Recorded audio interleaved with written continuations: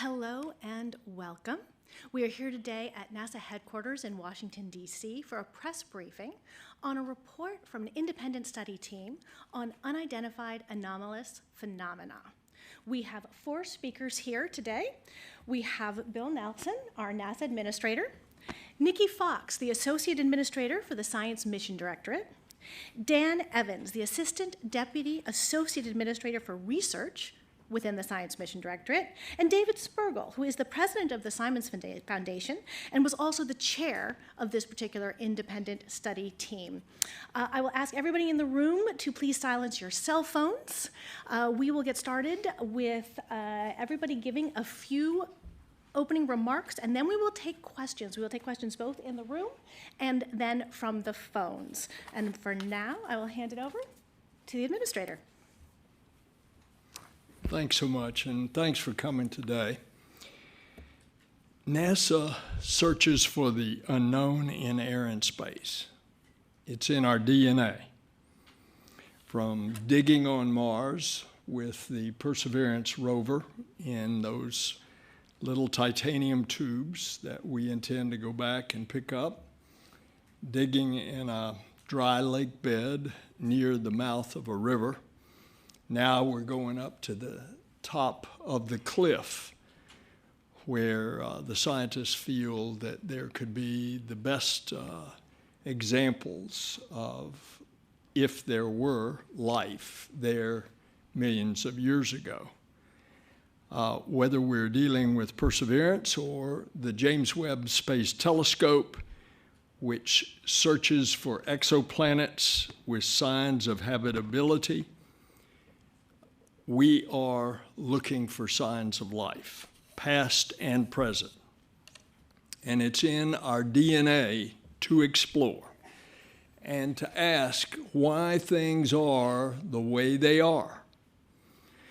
In June of last year, NASA commissioned an independent study team to examine unidentified anomalous phenomena. We did so with a few goals in mind. First, to examine how NASA can use our expertise and instruments to study UAP from a scientific perspective. Second, shift the conversation about UAP from sensationalism to science. And to make sure that whatever we find or whatever we recommend, to make sure that information is shared transparently around the world. There's a global fascination with UAP. On my travels, one of the first questions I often get is about these sightings. And much of that fascination is due to the unknown nature of it. Think about it. Most UAP sightings result in very limited data. That makes it even more difficult to draw scientific conclusions about the nature of UAP.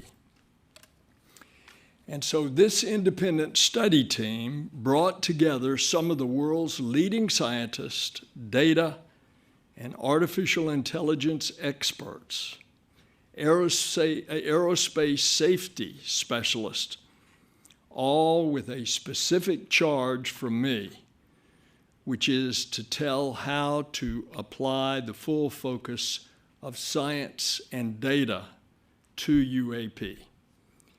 And this is the first time that NASA has taken concrete action to seriously look into UAP. And this independent study team was just that, independent. Now, NASA has a statutory authority to look for life in the universe. And when you think of the universe, and especially what we have learned from the James Webb Space Telescope, how vast that it is. We knew before, and it was a NASA scientist, Dr. John Mather, who got the Nobel that determined that the universe was 13.8 billion years old. And over the years, particularly accelerated in the last century, we have an understanding that, of course, ours is not the only galaxy. And there are billions and billions of galaxies, and each of those galaxies, including our own, have billions and billions of stars.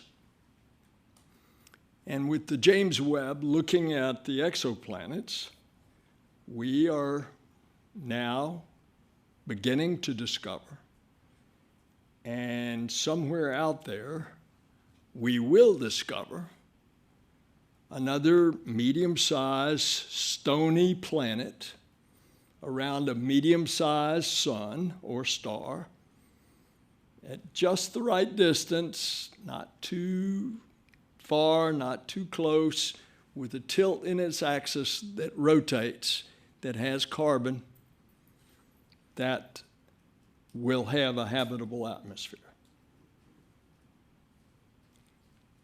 If you ask me, do I believe there's life in a universe that is so vast that it's hard for me to comprehend how big it is? My personal answer is yes. But I asked some of our scientists. As a matter of fact, the Washington Post editorial board asked us to come down to the question, what is the mathematical probability that there is life out there in the universe? And if you calculate in billions of stars, in billions of galaxies, that there's replicated what I just said, another stony planet. The answer was, what's the likelihood? At least 1 trillion. That's from our scientist. So we start this without any preconceived notions, but understanding that we're in a world of discovery. And we, NASA, have taken for the first time concrete action to seriously look into UAP. And this independent study team is exactly that. It's independent. They work to develop recommendations about how NASA could better examine them from a scientific perspective. And the top takeaway from the study is that there is a lot more to learn. The NASA independent study team did not find any evidence that UAP have an extraterrestrial origin. But we don't know what these UAP are. That's why I'm announcing that NASA has appointed a NASA Director of UAP Research. They are being tasked with developing and overseeing the implementation of NASA's vision for UAP research. We will use NASA's expertise to work with other agencies to analyze UAP. We will use AI and machine learning to search the skies for anomalies as we have been searching the heavens and will continue to search the heavens for habitability. And NASA will do this transparently. So while today is a significant step for NASA, it's certainly not our final step. And we're going to share more with you, and I want to introduce you to Dr. Nikki Fox, who is the head of our Science Mission Directorate. Nikki.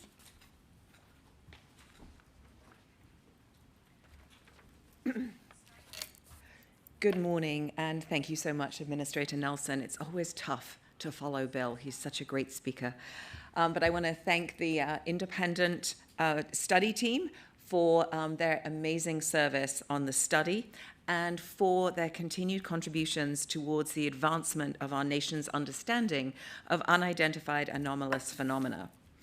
UAP, as Bill just eloquently said, UAP are one of our planet's greatest mysteries, and it's really due to the limited number of high-quality data that surrounds such incidents and often renders them unidentifiable.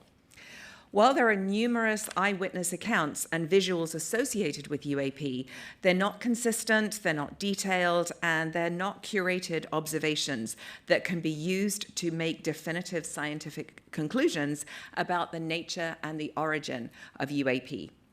The language of scientists is data, and data points towards a scientific conclusion to what the nature and the origin of UAP could be.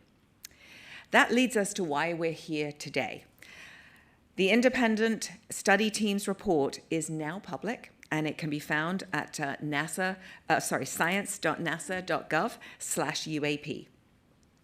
While NASA is still working to evaluate the report and to assess the independent study team's findings and recommendations, NASA is committed to immediately contributing to the federal government's unified UAP effort, and as you heard, we have appointed a director of UAP research.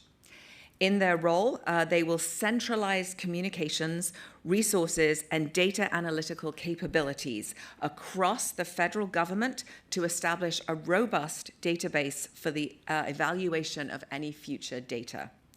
Additionally, our Director of UAP Research will also leverage NASA's expertise in artificial intelligence, machine learning, and space-based observation tools that will support and enhance the broader government initiative into UAP.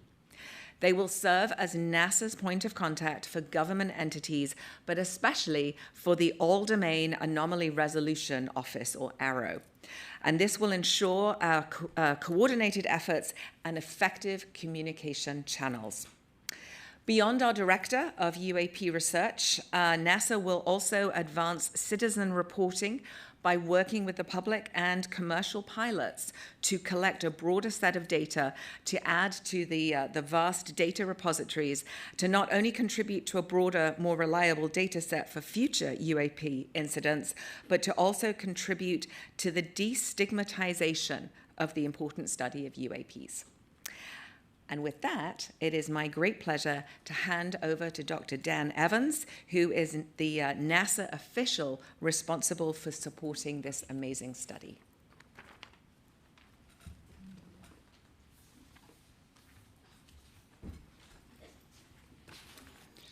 Good morning.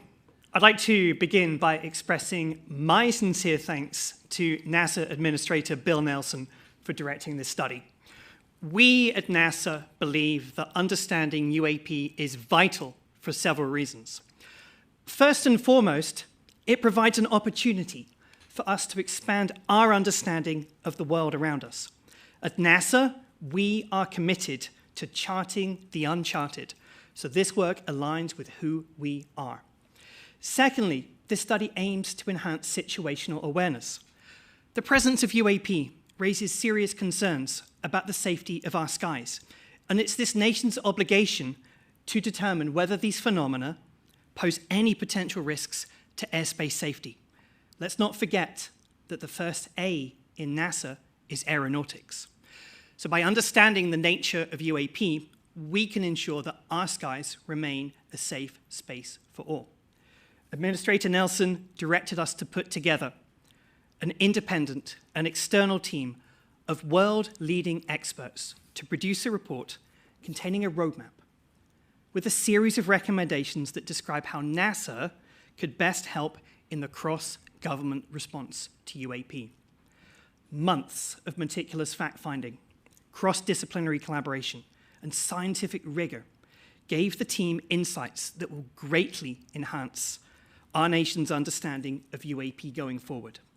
The team's report, now available on NASA's website, stands as a testament to NASA's and the team's commitment to transparency, to the power of science, and to the unwavering quest for knowledge.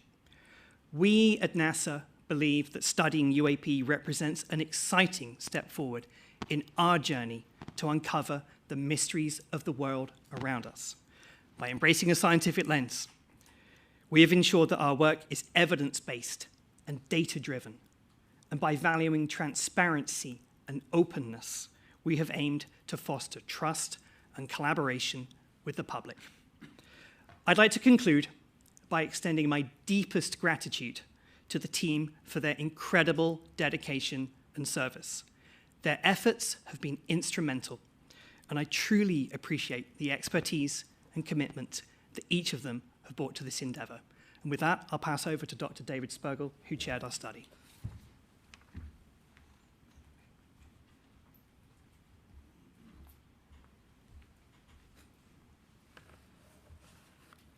Well, first and foremost, I'd like to extend our sincere gratitude to the NASA Administrator for entrusting us with this pivotal study. Your faith in our capabilities has been a driving force behind the panel's approach. The panel's comprehensive study into unidentified anomalous phenomena, or UAP, has led to several crucial findings, and I'd like to elucidate on our methodology and those findings this morning. We began by rigorously assessing the current state of UAP data. Our goal was not to repeat the work of the Arrow, but to understand the nature of the reports. Our goal was to produce a roadmap for NASA to contribute to the understanding of the nature of UAP events. We looked at NASA's assets. While they provide a comprehensive picture of the ocean, the Earth's surface and atmosphere for studying our evolving planet, they typically do not have the resolution needed for UAP events. However, by providing data on environmental conditions, they can complement other data on UAP. The current approach to UAP data collection has led to a limited sample of events and limited data.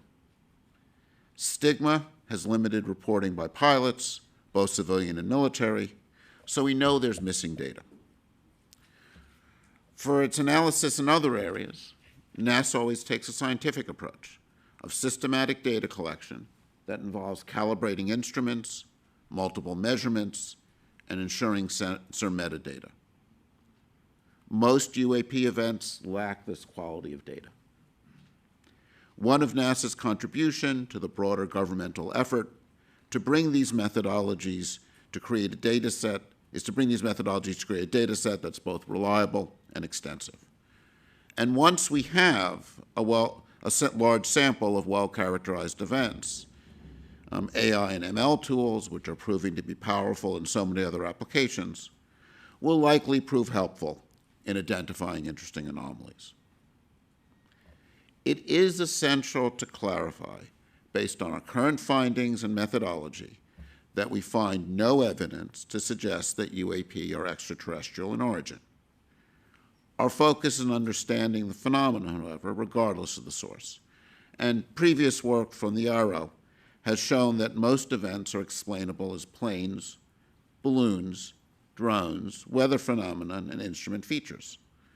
And in any search for interesting anomalies, the first step is to eliminate the chaff of conventional events before moving on to identify novel phenomena. In this, the public's role cannot be overstated. The panel envisioned a framework that leverages crowdsourcing, possibly via smartphone applications, to capture a broader spectrum of data, ensuring more eyes and ears on the ground. Lastly, we delved into the safety concerns UAP present within U.S. airspace. By integrating UAP collection within our current aviation reporting system, the panel believes we can provide insights into potential safety risks. NASA can reduce the stigma associated with pilots reporting anomalies, and fundamentally, by studying events we don't understand, we advance our understanding. So in conclusion, with a rigorous methodology, collaborative efforts, public engagement, NASA can be a key player in the whole of government approach to understanding UAP. Thank you. Thank you so much to all of our speakers. We will start taking questions. questions. For those in the room, we have a microphone over here that we would ask you to speak into. We will also be alternating with questions from those on the phone line. For those of you who are in the phone line, please press *1 to get onto the queue. We will try to answer as many as we can today. We'll see how it goes. Please, sir. Thank you very much. This is directed to Mr. Nelson. Thank you for being here. Two quick questions. One is, how can we make the determination of what something isn't when we don't know what it is? And B, after a careful review of the data, if it's determined that some, underline the word some 10 times, UFOs or UAP originate from a non-human intelligence, what's the plan to disclose that to the public? And can you identify yourself, please? James Fox. Thank you. I'm sorry, and what outlet? Independent media. Thank you. Well, let me repeat. It's on. Let me repeat what I said. I think it's important that you hear this word for word. The NASA independent study team did not find any evidence that UAP have an extraterrestrial origin. But we don't know what these UAP are. The mission of NASA is to find out the unknown.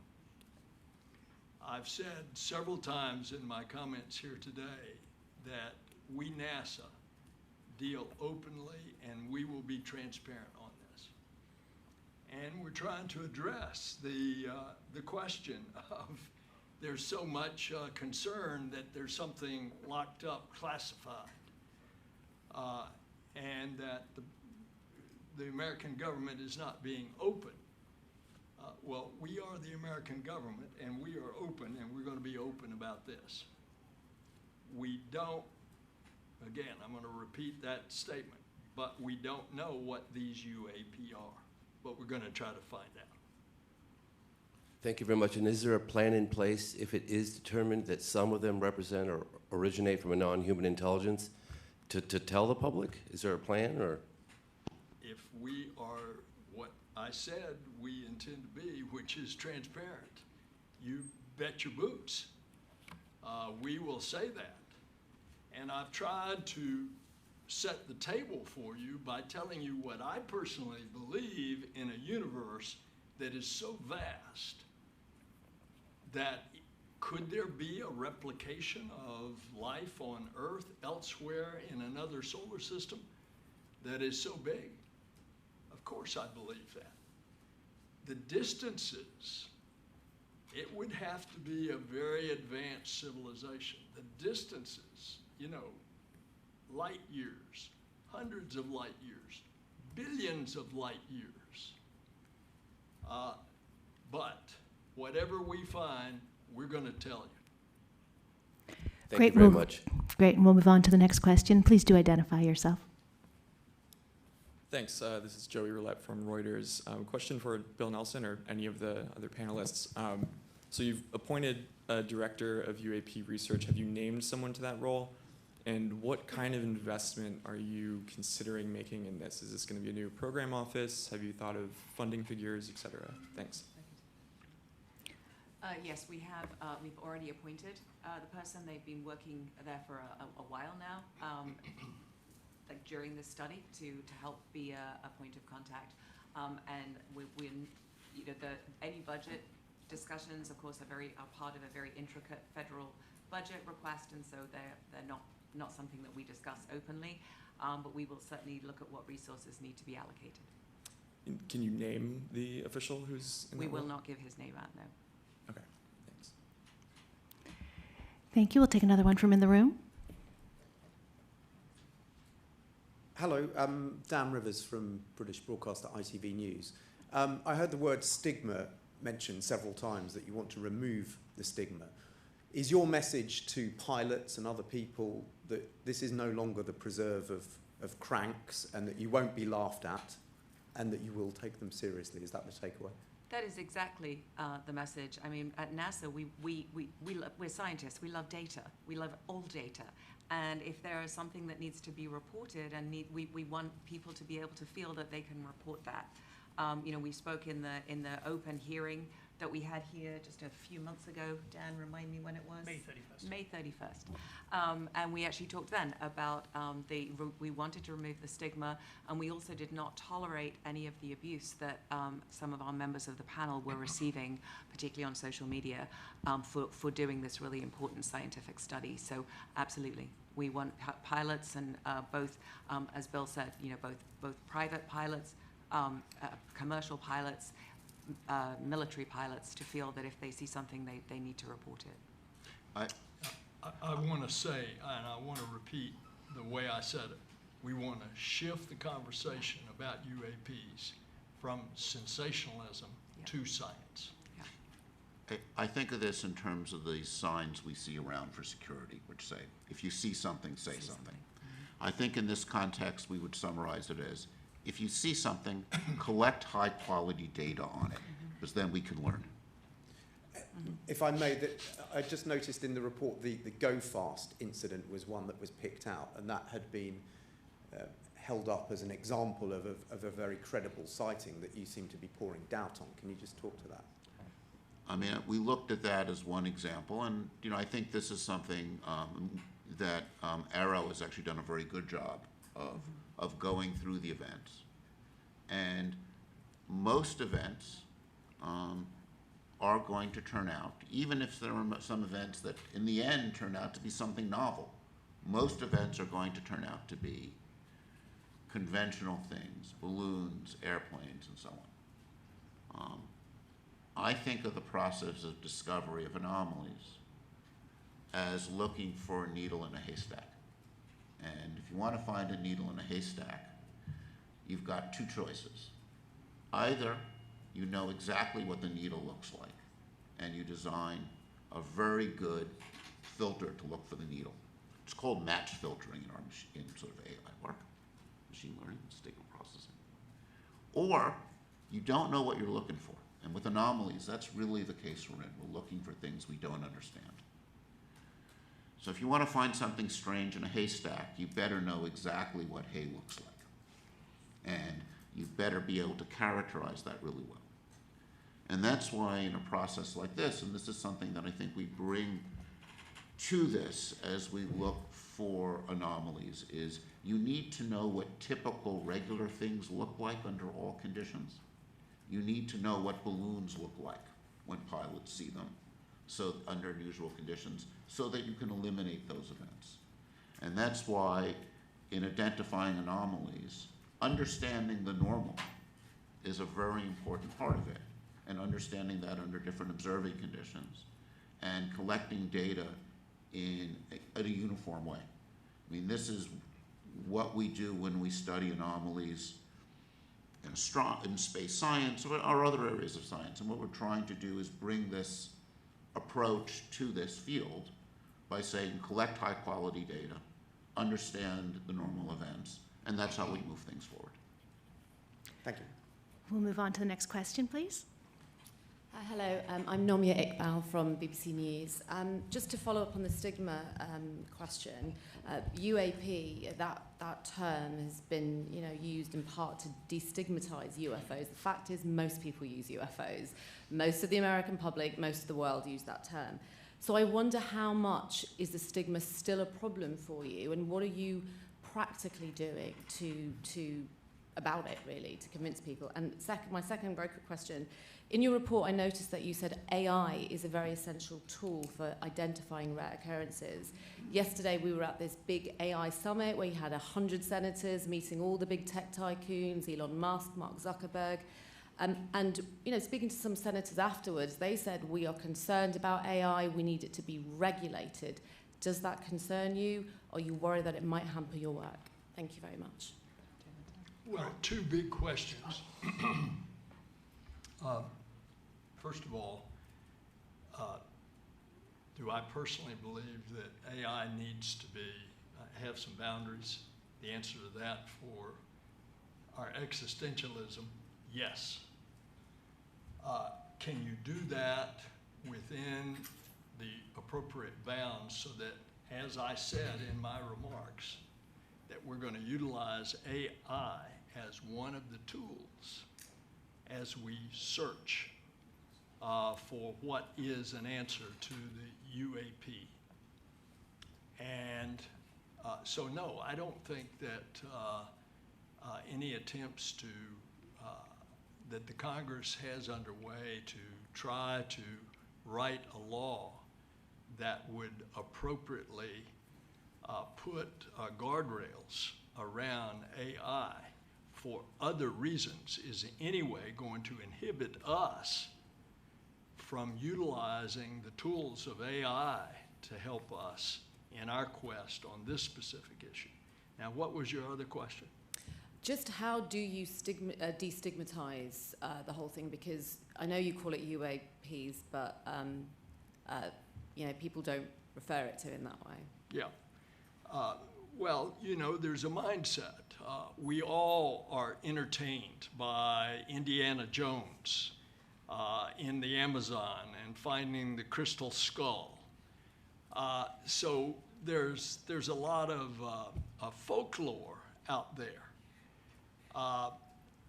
That's why we entered the stage, the arena, to try to get into this from a science point.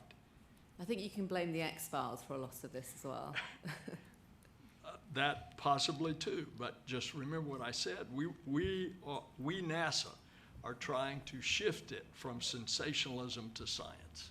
Okay, thank you very much. Yes, ma'am. And we do have a long line in the room, but I want to give a couple chances to some people on the phone line, so I'm going to go to the phone for our first question there. Please do introduce yourself and ask your question.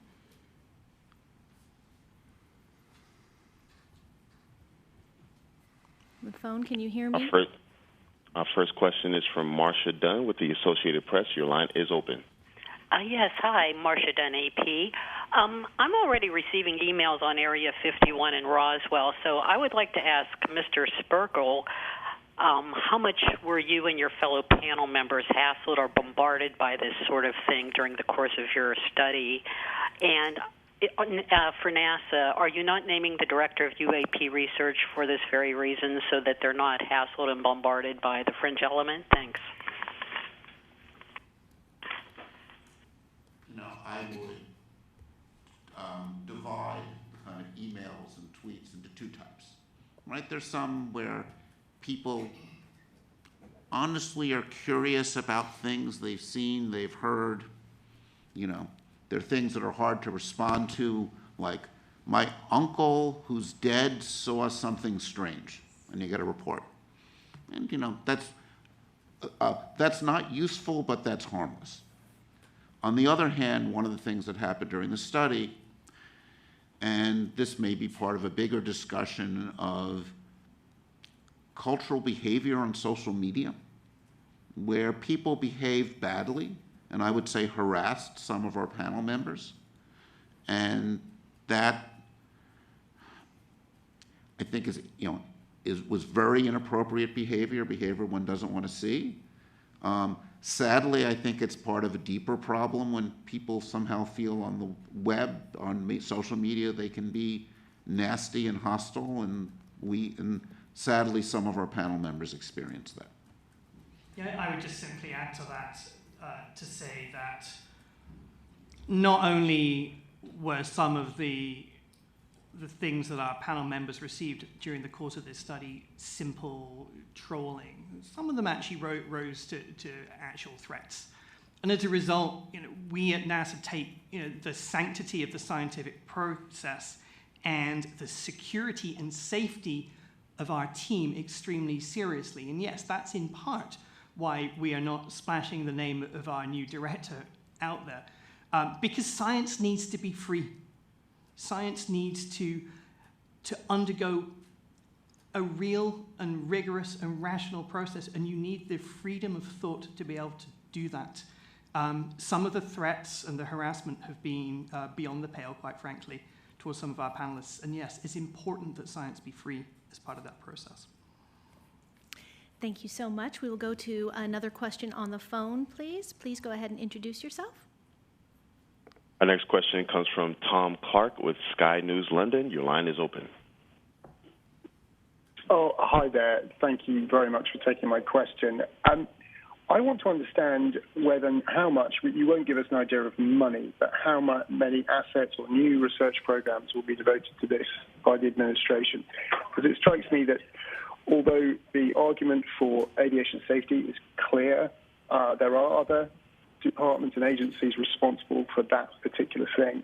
And as the report concludes, the likelihood of there being extraterrestrial explanations or truly scientific explanations for many of these phenomena is very, very small. Shouldn't NASA devote its research budgets and its efforts to those much more likely and tangible signs of extraterrestrial life through things like the James Webb Space Telescope or extrasolar planets detection? Thank you for the question. So yes, obviously we don't discuss budget openly, but we are committed to supporting the whole of government study into UAP. All of our data are open. In fact, if you look at the report, you'll see a very large sort of background material or supplemental material in there, because we literally released everything, because that's what we do at NASA. We do have our key agency goals. We have obviously our goals in the Science Mission Directorate, our themes that we follow, and one of those, as the administrator described, is the search for life elsewhere.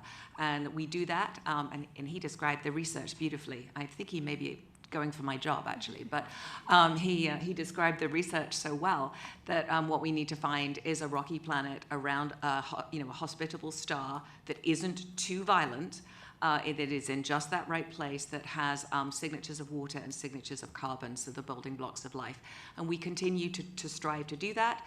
We do that with the James Webb Telescope. We'll be doing that when we launch the Nancy Grace Roman Telescope, that even has a coronagraph around it to block out the light of the neighboring stars and really let us look at those possible planets. And then beyond that, the next big telescope recommended by the Astrophysics Decadal is the Habitable Worlds Observatory, actually a mission designed to look for hospitable and find like Earth 2.0 in another stellar system. And so they really are in the forefront of our goals at NASA. So thanks so much for the question. I'm going to ask... just jump in to clarify something.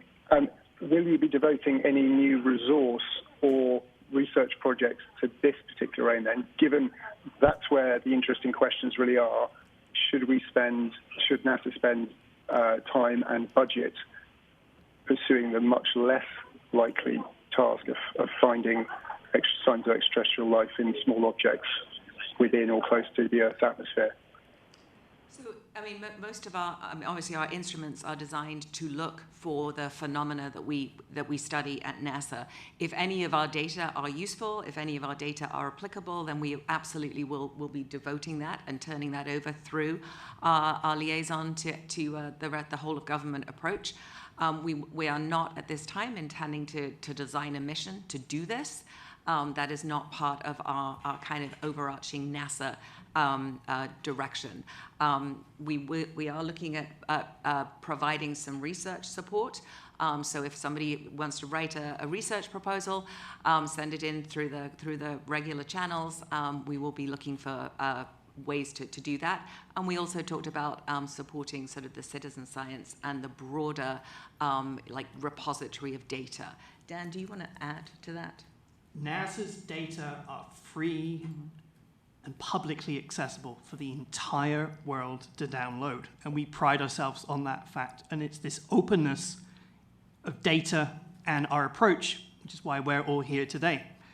To answer your specific question about devoting research budgets to the potentially truly interesting ones, well, I think as David said, you have to understand the chaff in order to really understand and pinpoint the potentially interesting ones, okay? So we are in such a data-poor regime at the moment that we need to turn it into a data-rich one to do that. And we employ NASA's assets, many other partners' assets as well in that quest.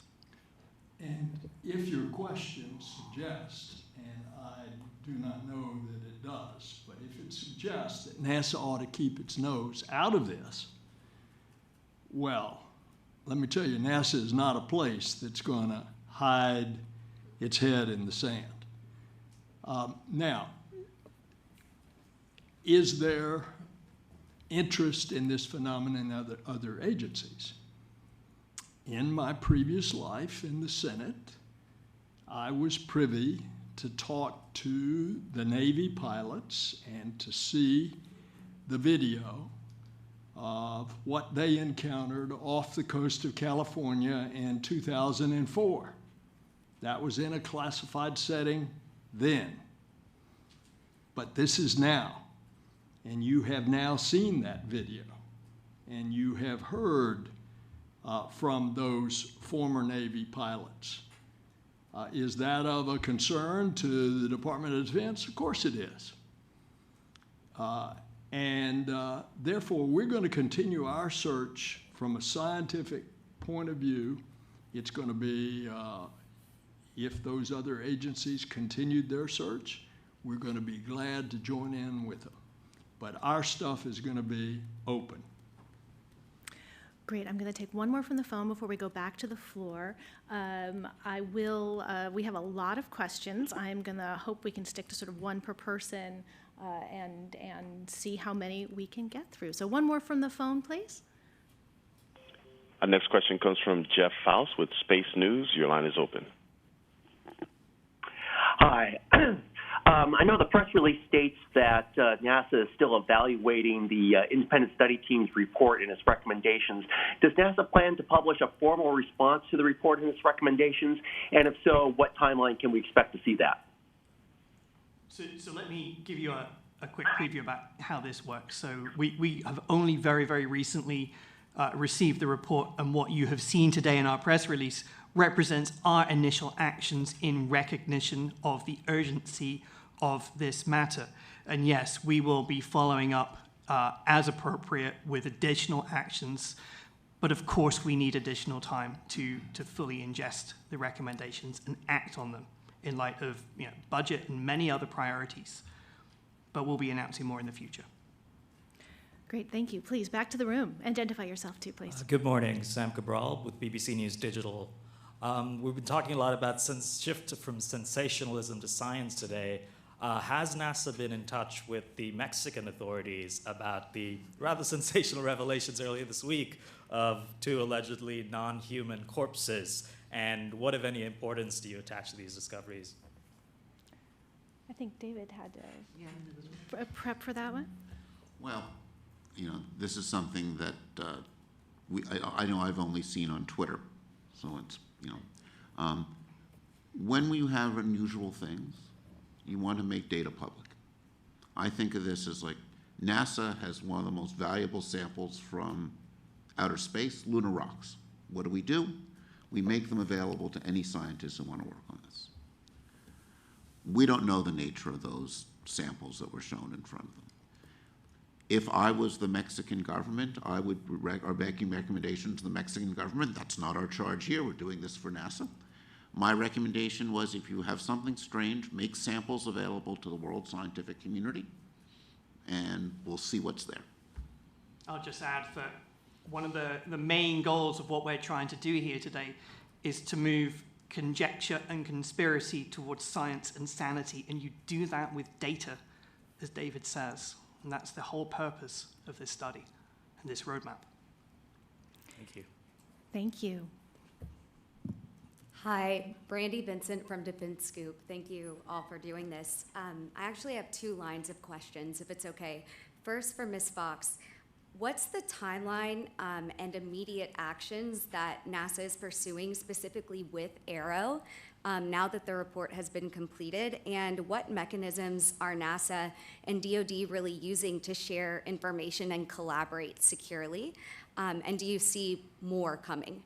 And then separately, for Mr. Spergel, I noticed in the final report a lot of the images and media that were added were from DoD, snapshots that we'd previously seen from DoD data, not much from FAA, if anything, not from other agencies. Can you speak to why that is, and what all you used beyond DoD to inform your report?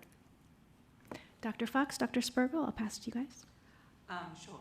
So, yes, our immediate actions, I think there was such a lot in those questions. So the immediate actions, we've established our director of UAP research. They're working across the whole of government.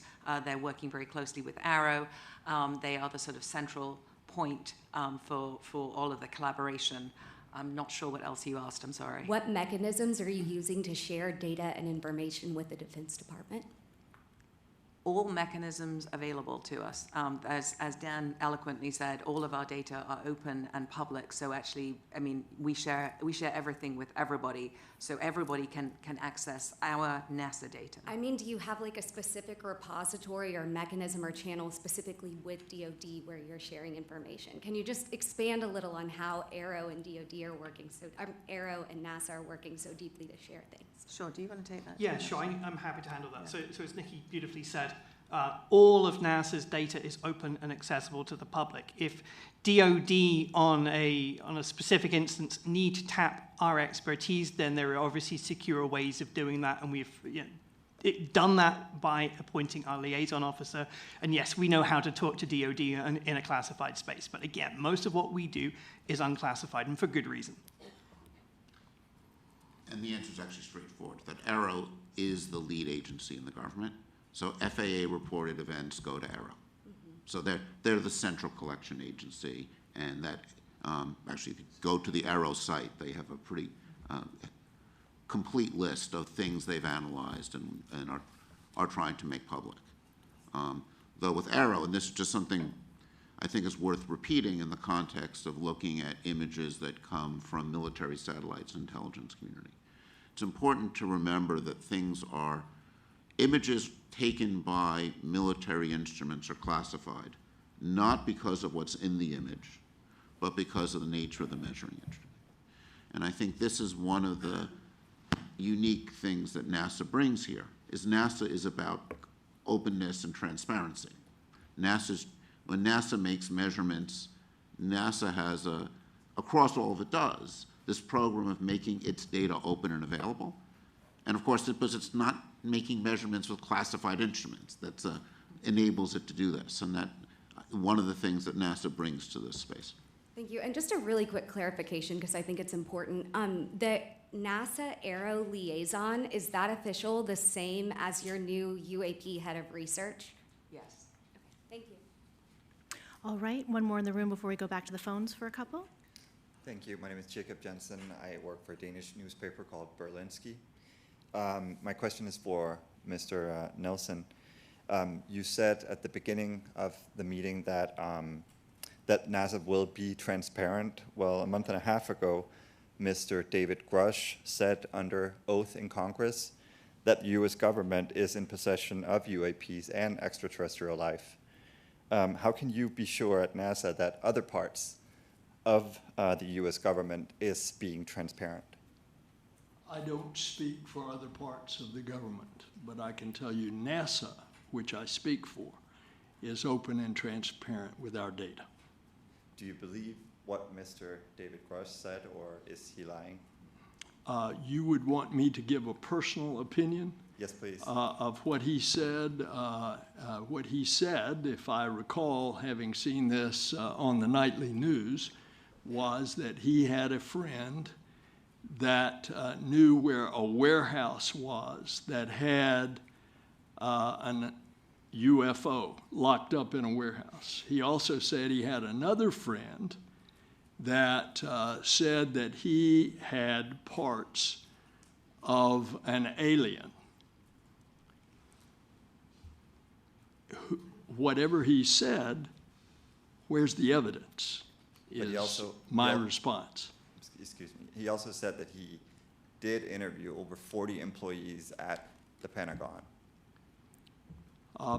Long time ago, there was a TV show, Jack Friday, and he used to say, just the facts, just the facts.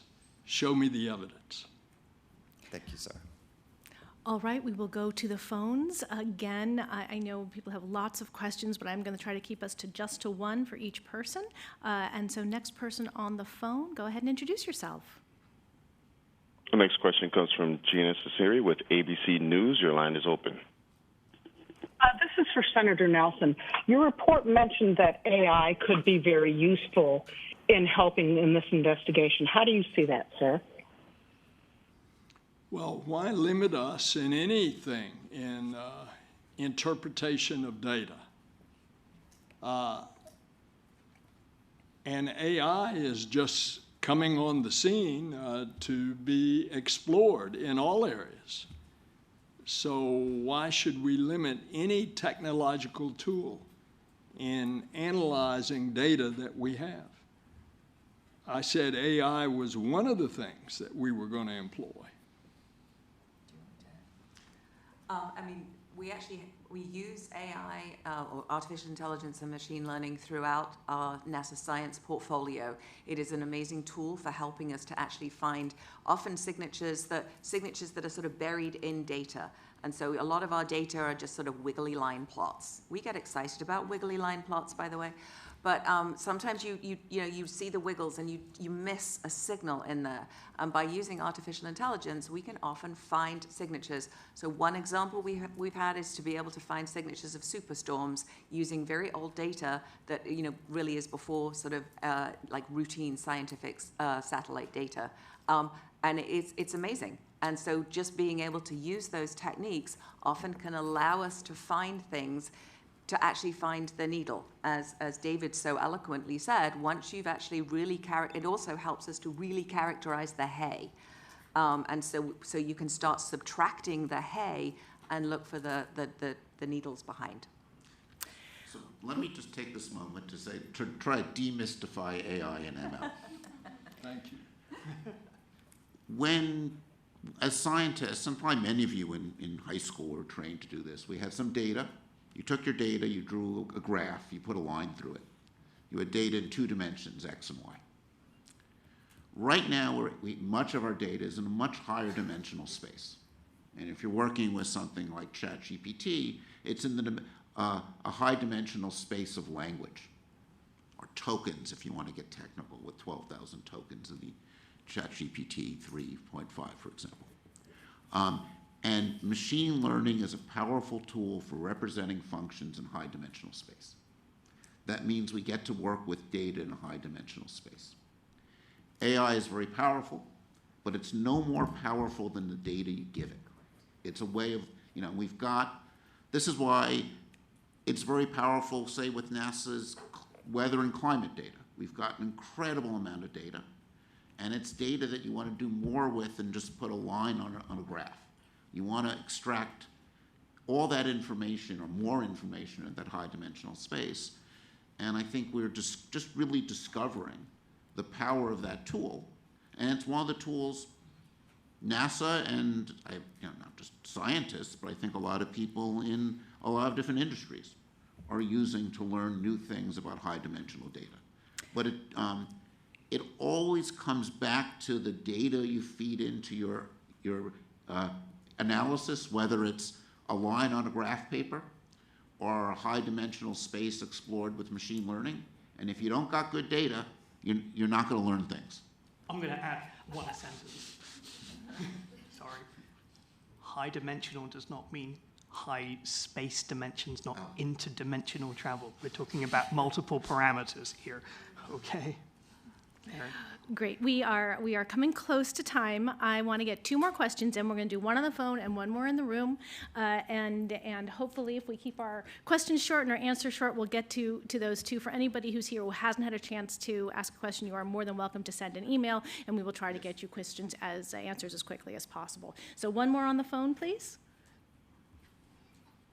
Yes, our next question comes from Peggy Holliger with Financial Times. Your line is open.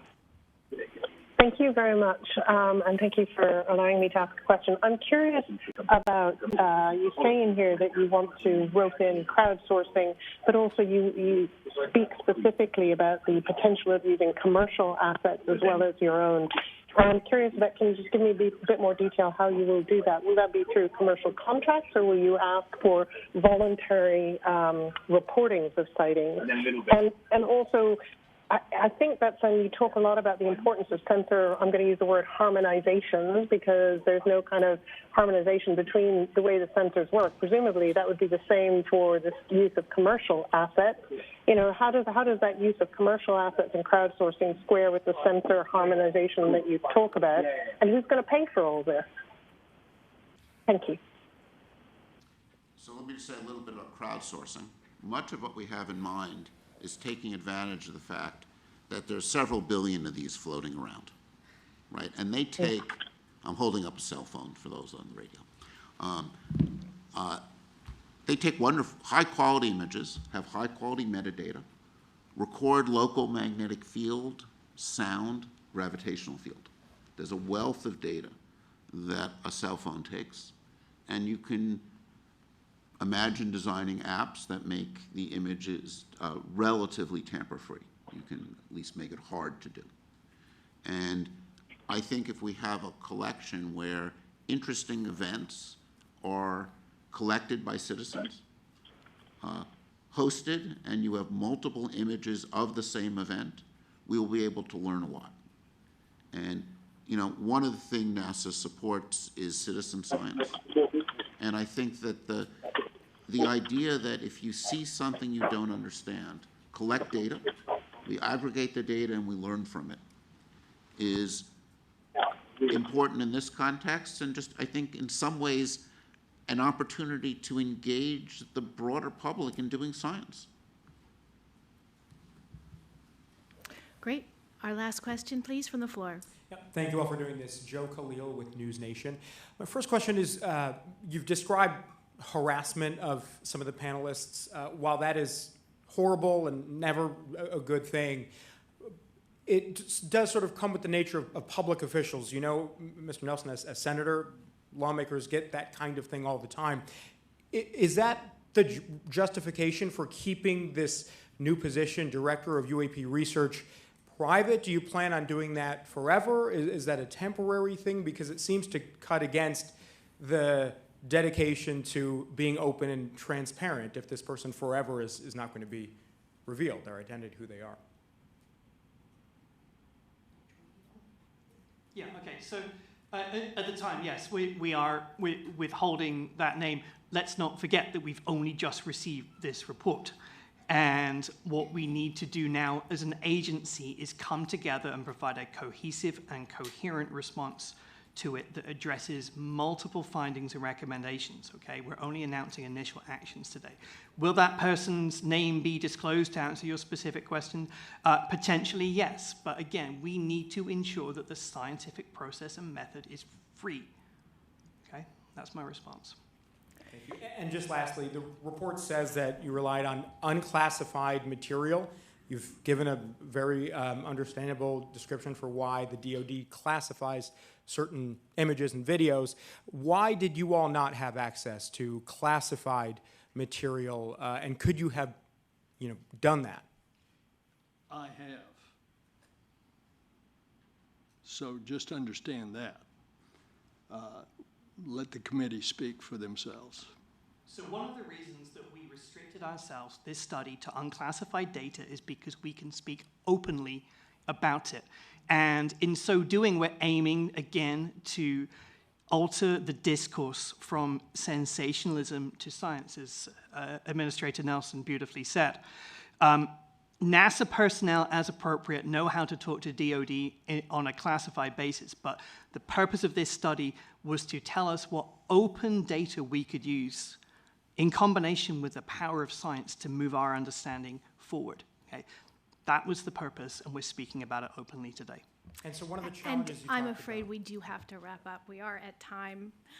So thank you, everybody, for being here today. Again, for those people who were not able to get questions, I do apologize for not doing it in the room. However, please send an email based on our press release. You will have information to access, and we will try to get you the answers we can.